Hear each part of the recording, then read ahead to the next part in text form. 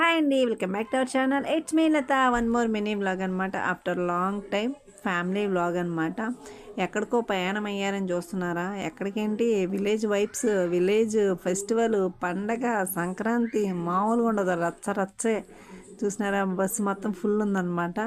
వీళ్ళకి మామయ్యలు దొరికితే ఇంకంతే, ఎక్కడ లేని గారాబం అంతా వచ్చేస్తుంది.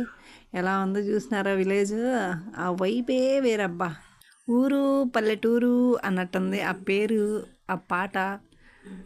అలా వినుకుంటూ ఇలా వీడియో తీసుకుంటూ చూసినారా, ఎటు చూసినా పచ్చని పొలాలే అన్నమాట. ఇంకా ఊరు కూడా రాలేదు, ఎటు పక్క చూసినా పచ్చగానే ఉంది. ఇదే అన్నమాట విలేజ్ వైబ్స్ అంటే. ఫస్ట్ టైం కనుక మన ఛానల్ చూస్తున్నట్లయితే లైక్ చేయండి, షేర్ చేయండి, సబ్స్క్రైబ్ చేసుకోండి. మీరు మీ విలేజ్కి వెళ్తున్నట్లయితే నేను వెళ్తున్నాను మా విలేజ్కి అని చెప్పేసి మీ విలేజ్ పేరెంట్ అనేది కామెంట్ చేయండి. Thank you. ఈ విలేజెస్లో బెనిఫిట్స్ ఏంటో తెలుసా?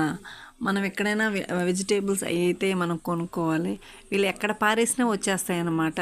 ఈ పొలాల చుట్టూనో ఆ గట్ల మీదనో ఎక్కడో దగ్గర వేసేస్తే అది ఆటోమేటిక్గా వచ్చేసి ఫ్రెష్ అండ్ ఆర్గానిక్ అనమాట. అది విలేజ్ అంటే మామూలుగా ఉండదు. ఇంకొచ్చేసి మా ఊరు దగ్గర నుంచి, అంటే మేము దిగిన దగ్గర నుంచి ఊరికి వెళ్ళడానికి 2 కిలోమీటర్స్ ఉంటుంది.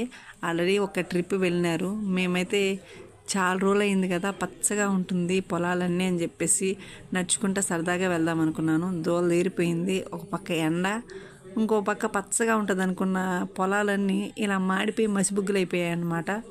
దాన్ని చూసి కడుపు దొరికిపోయింది, అనవసరంగా మనం ఆగిపోయామే అనిపించింది. సర్లే ఎట్లో కష్టంగా నా బ్యాగ్ వాడి చేతికిచ్చి నడుచుకుంటూ వెళ్ళాము. ఆ లోపల మా వాడు వచ్చాడు. ఇంకా బండెక్కి తుర్రుమని మళ్ళీ ఇంటికి వెళ్ళి చేసాం అనమాట. ఇదైతే మన ఛానల్లో ఫస్ట్ విలేజ్ వైబ్ అనమాట.